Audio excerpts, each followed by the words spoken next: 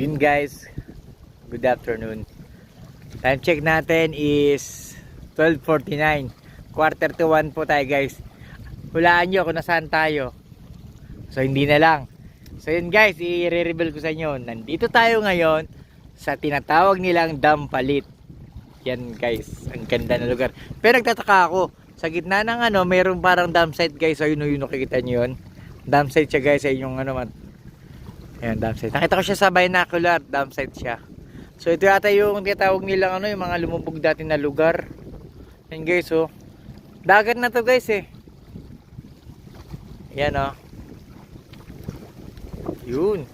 Fish pa nila, mga Yung mag-360 natin guys ha. Pakita ko sa inyo yung lugar, 360 natin. O diba, ganyan ko lawak guys. Hindi ko alam kung ilang kilometro to yun oh. Ganda. Guys oh, dagat nga guys. Yan,